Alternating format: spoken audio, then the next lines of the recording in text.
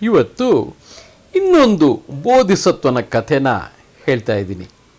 ಈ ಕಥೆನಲ್ಲಿ ಬೋಧಿಸತ್ವ ಹಿಂದೆ ಒಬ್ಬ ರಾಜನ ಹಿರಿಯ ರಾಣಿಯ ಮಗನಾಗಿ ಹುಟ್ಟಿರ್ತಾನೆ. ರಾಜನ ಹಿರಿಯ ರಾಣಿಗೆ ಹಿರಿಯ ಮಗನಾಗಿ ಹುಟ್ಟಿದ್ದ ಅಂದಮೇಲೆ ರಾಜನ ನಂತರ ಅವನೇ ಅಲ್ವಾ ಮೊದಲು ಯುವರಾಜ, ಆಮೇಲೆ ರಾಜನಾಗಬೇಕು. ಈ ಬೋಧಿಸತ್ವಂಗೆ ಒಬ್ಬ ತಮ್ಮನು ಹುಟ್ಟುತ್ತಾನೆ. ಆ ತಮ್ಮನ ಹೆಸರು ಚಂದ್ರಕುಮಾರ ಅಂತ.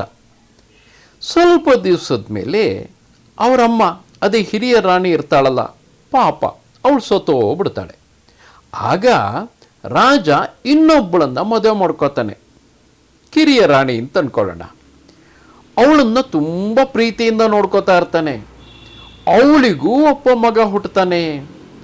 ಅವನ ಹೆಸರು ಸೂರ್ಯಕುಮಾರ ಅಂತ. ಆಗ ರಾಜಂಗೆ ತುಂಬ ಸಂತೋಷ ಆಗ್ಬಿಡುತ್ತೆ. ರಾಜ ಹೇಳ್ತಾನೆ, ನಿನಗೇನು ವರ ಬೇಕು ಕೇಳು, ಕೊಡ್ತೀನಿ ಅಂತ. ಆಗ ಆ ಕಿರಿಯ ರಾಣಿ ಇರ್ತಾಳಲ್ಲ, ತುಂಬ ಚಾಲಾಕಿ. ಅವಳು ಹೇಳ್ತಾಳೆ, ಈಗ ಬೇಡ, ಸಮಯ ಬಂದಾಗ ನಾನು ಕೇಳ್ತೀನಿ ಅಂತ.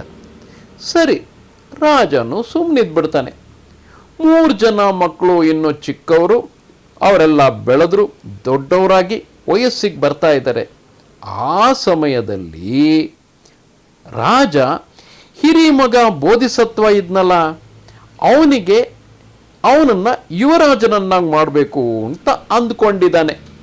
ಅದೇ ಸಮಯಕ್ಕೆ ಈ ಕಿರಿರಾಣಿ ಇದ್ಲಲ್ಲ, ಅವಳೇನು ಮಾಡ್ತಾಳೆ, ಅವತ್ತು ನೀನು ನನಗೊಂದು ವರ ಕೊಡ್ತೀನಿ ಅಂತ ಹೇಳಿದ್ದೆ, ಕೊಟ್ಟಿರಲಿಲ್ಲ. ಈಗ ನನ್ನ ಮಗನ್ನ ಯುವರಾಜನನ್ನಾಗಿ ಮಾಡಬೇಕು ಅಂತ ಹಠ ಹಿಡಿತಾಳೆ. ಈಗ ರಾಜಂಗೆ ಗೊತ್ತಾಗತ್ತೆ, ಓಹೋ ನಾನು ಸಿಕ್ಕಾಕ್ಕೊಂಡ್ಬಿಟ್ಟೆ. ಈಗೇನಾದರೂ ನಾನು ಅವಳು ಹೇಳ್ದಂಗೆ ಕೇಳಲಿ ಬಿಡಲಿ, ಏನೇ ಮಾಡಲಿ, ನನ್ನ ಹಿರಿಯ ಮಕ್ಕಳಿಬ್ಬರಿಗೂ ಪ್ರಾಣಕ್ಕೆ ಅಪಾಯ ಬಂದ್ಬಿಡುತ್ತೆ, ಏನಾದರೂ ತೊಂದರೆ ಮಾಡ್ತಾಳೆ.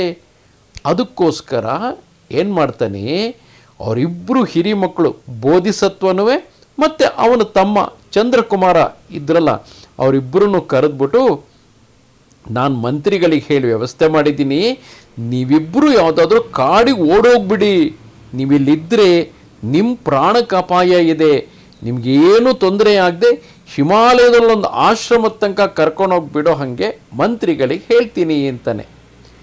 ಸರಿ, ಏನು ಮಾಡೋಕ್ಕಾಗತ್ತೆ, ಅಲ್ಲಿದ್ದರೆ ಪ್ರಾಣಾಪಾಯ ಬರುತ್ತೆ, ಅವ್ರಿಗೆ ಗೊತ್ತು.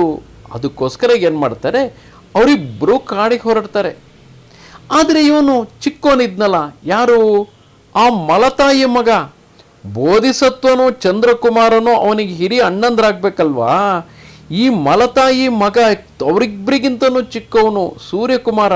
ಅವನು ನೋಡ್ತಾನೆ, ತನ್ನ ಅಣ್ಣಂದ್ರಿಬ್ಬರು ಎಲ್ಲೋ ತಿರುಗಾಡಕ್ಕೆ ಹೊರಟಿದ್ದಾರೆ, ನಾನು ಯಾಕೆ ಅರಮನೆ ಒಳಗಿರಬೇಕು, ನಾನು ನನ್ನ ಅಣ್ಣಂದ್ರ ಜೊತೆಗೆ ಹೋಗ್ತೀನಿ ಅಂತ ಹೇಳಿಕೊಂಡು ಅವ್ರ ಜೊತೆಗೇನೆ ಇವನು ಹೊರಟ್ಬಿಡ್ತಾನೆ.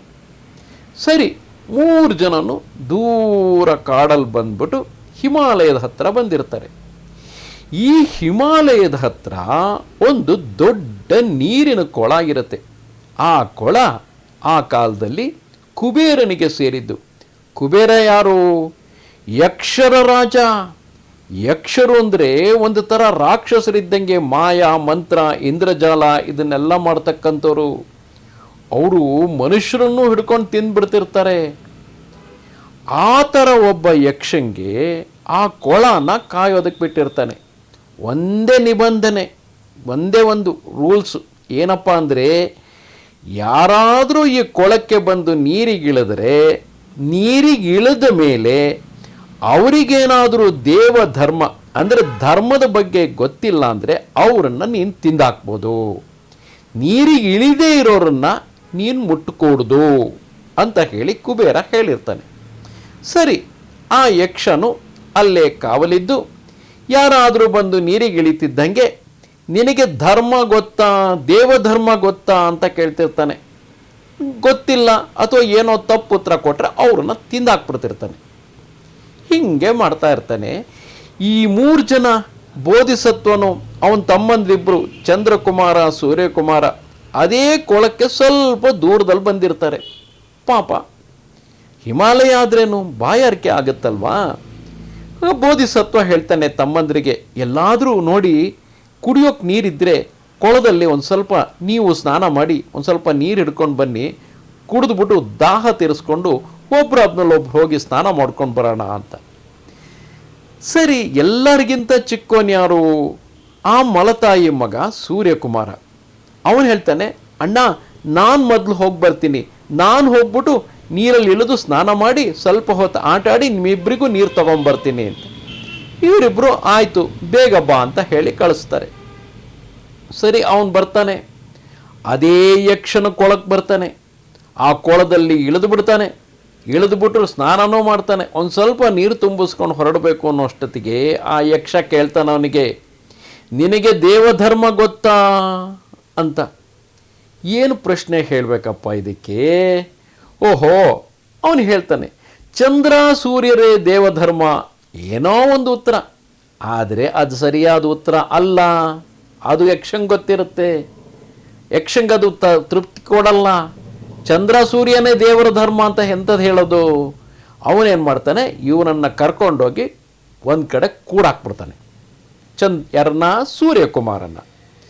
ಎಷ್ಟೊತ್ತಾದರೂ ಸೂರ್ಯಕುಮಾರ ಬರಲ್ಲ. ಆಗ ಬೋಧಿಸತ್ವ ಚಂದ್ರಕುಮಾರನ್ನ ಕಳಿಸ್ತಾನೆ. ಚಂದ್ರಕುಮಾರನು ಅವನನ್ನೇ ಹುಡ್ಕೊಂಡು ಬರ್ತಾನೆ. ಆ ಕೊಳದ ದಡದಲ್ಲಿ ಅವನ ಪಾದರಕ್ಷೆ ಇರುತ್ತೆ, ಆದರೆ ಸೂರ್ಯಕುಮಾರ ಪತ್ತೆನೇ ಇಲ್ಲ. ಸರಿ, ಇವನು ನೀರಲ್ಲಿ ಇಳಿದುಬಿಟ್ಟು ಒಂದು ಸ್ವಲ್ಪ ಮಖಕ್ಕೆಲ್ಲ ನೀರು ಹಾಕ್ಕೊಂಡು ನೀರು ತಗೊಂಡು ಹೊರಡೋಣ ಅನ್ನೋಷ್ಟೊತ್ತಿಗೆ ಮತ್ತೆ ಯಕ್ಷ ಪ್ರಶ್ನೆ ಕೇಳ್ತಾನೆ, ನಿನಗೆ ದೇವಧರ್ಮ ಗೊತ್ತಾ ಅಂತ. ಇವನಿದ್ದವನು ದಿಕ್ಕುಗಳೇ ದೇವಧರ್ಮ ಅಂದ್ಬಿಡ್ತಾನೆ. ದಿಕ್ಕುಗಳಿಗೂ ಧರ್ಮಕ್ಕೂ ಏನು ಸಂಬಂಧ? ಸರಿ, ಅವನನ್ನು ಎಳ್ಕೊಂಡು ಹೋಗಿ ಕೂಡಾಕ್ಬಿಡ್ತಾನೆ ಯಕ್ಷ. ಇಬ್ಬರು ತಮ್ಮಂದರು ಬರದೇ ಇರೋದನ್ನು ನೋಡಿ ಸ್ವಲ್ಪ ಹೊತ್ತಿನ ಮೇಲೆ ಬೋಧಿಸತ್ವನೇ ಅವರನ್ನು ಹುಡ್ಕೊಂಡು ಬರ್ತಾನೆ. ನೋಡ್ತಾನೆ, ತೀರದಲ್ಲಿ ಅವರಿಬ್ಬರು ಪಾದರಕ್ಷೆಗಳು ಬಿದ್ದಿದೆ, ಅವರಿಬ್ಬರು ಬಟ್ಟೆಗಳೆಲ್ಲ ಅಲ್ಲೇ ಇದೆ. ನೀರಿಗಿಳಿಬೇಕಾದ್ರೆ ಬಟ್ಟೆ ಕಳಚಿ ನೀರಿಗಿಳಿದಿದ್ರಲ್ವಾ. ಓಹೋ, ಏನೋ ಸಂಚು ನಡೆದಿದೆ, ಇಲ್ಲಿ ಯಾರೋ ಒಬ್ಬ ಯಕ್ಷ ಇರಬೇಕು ಅಂತ ಅಂದ್ಕೊಂಡು ಏನು ಮಾಡಿದ್ರು ನೀರಿಗಿಳಿಯಲ್ಲ. ನೀರಿನ ದಡದಲ್ಲೇ ನಿಂತ್ಕೊಂಡು ನೋಡ್ತಾ ಇರ್ತಾನೆ. ಬಾಯಾರಿಕೆ ಆಗಿರುತ್ತೆ, ಆದ್ರೂ ನೀರಿಗಿಳಿಯಲ್ಲ. ಯಕ್ಷನು ಸ್ವಲ್ಪ ಹೊತ್ತು ನೋಡ್ತಾನೆ. ಓಹೋ, ಇವು ನೀರಿಗಿಳಿಯೋ ಥರ ಕಾಣಲ್ಲ, ಸರಿ ಮಾಡ್ತೀನಿ ಅಂದ್ಬಿಟ್ಟು ಅವನೊಂದು ಕಾಡು ಮನುಷ್ಯನ ವೇಷ ಧರಿಸ್ಕೊಂಡು ಬರ್ತಾನೆ. ಏನು ಬುದ್ಧಿ, ಬಾಯಾರಿ ಸುಸ್ತಾದ ಹಾಗಿದ್ದೀರಾ, ಮಖ ಇಳಿದು ಹೋಗಿದೆ, ನೀರಿಗಿಳಿದ್ಬಿಟ್ಟು ಒಂದು ಸ್ವಲ್ಪ ದಣಿ ಮಾರಿಸ್ಕೊಂಡು ಸ್ನಾನ ಮಾಡಿ ನೀರು ಕುಡಿಯೋದಲ್ವಾ ಅಂತಾನೆ. ಆಗ ಬೋಧಿಸತ್ವ ಇದ್ದವನು, ಇಲ್ಲ, ನಾನು ನೀರಿಗೆ ಇಳಿಯೋದಿಲ್ಲ ಅಂತ ಹೇಳ್ತಾನೆ. ನನಗೆ ಗೊತ್ತು ನೀನೇ ಯಕ್ಷ, ನನ್ನ ತಮ್ಮಂದ್ರಿಬ್ರು ಎಲ್ಲಿ ಮುಚ್ಚಿಟ್ಟಿದ್ಯಾ ಹೇಳು ಅಂತಾನೆ.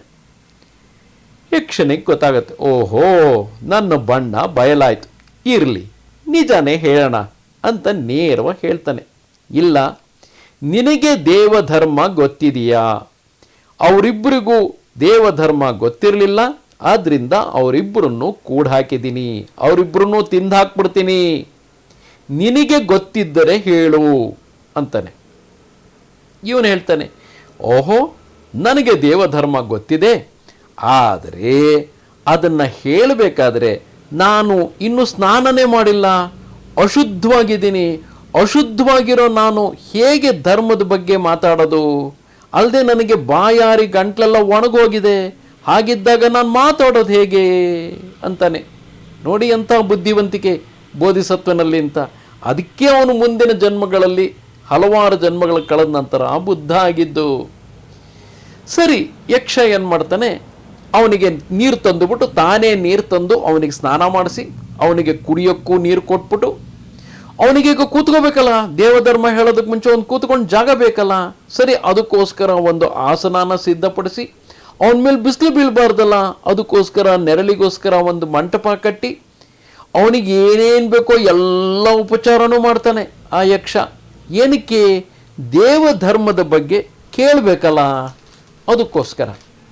ಈಗ ಬುದ್ಧ ಅವನಿಗೆ ದೇವಧರ್ಮನ ಹೇಳ್ತಾನೆ.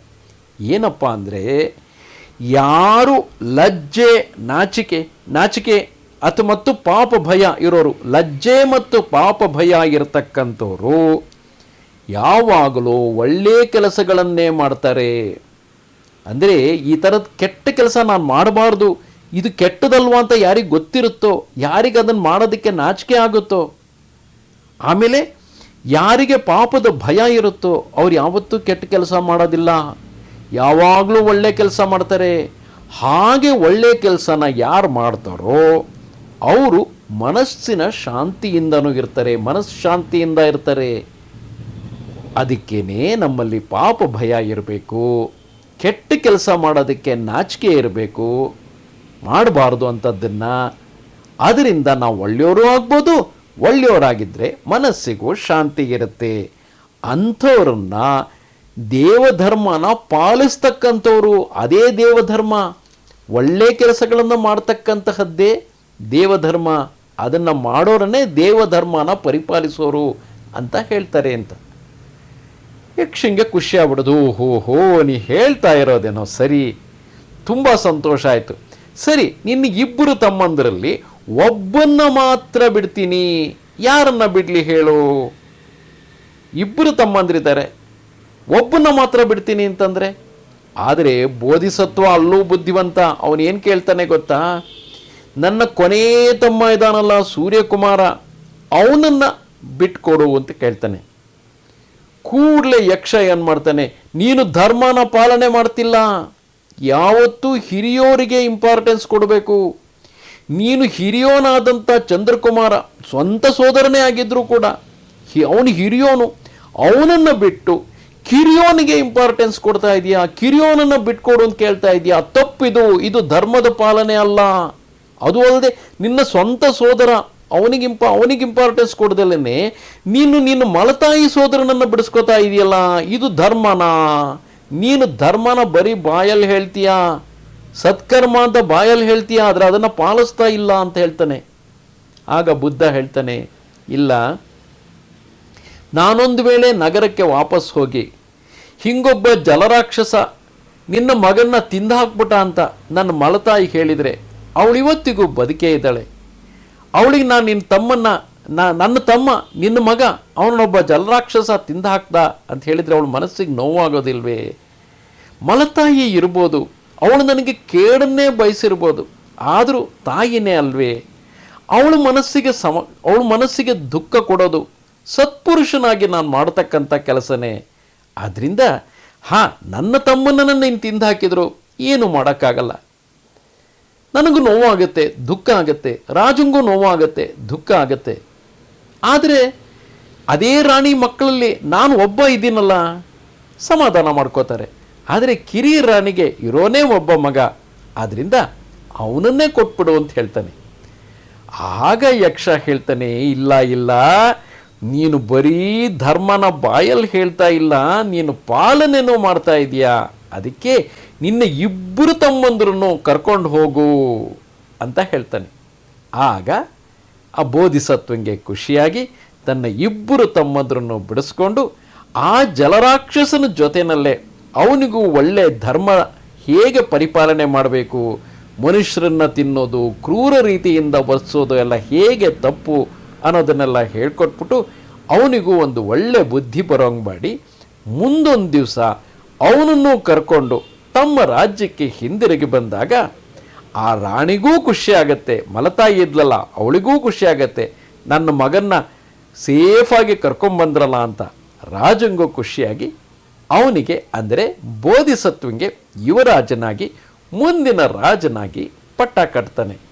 ಇದೇ ಅಲ್ವಾ ಬುದ್ಧಿವಂತಿಕೆ ಅಂದರೆ? ಬುದ್ಧಿವಂತಿಕೆಯಿಂದ ಧರ್ಮವನ್ನು ಪಾಲಿಸಿದರೆ ಲೋಕದಲ್ಲಿ ಎಲ್ಲರೂ ಮೆಚ್ಕೋತಾರೆ ಅಲ್ವಾ?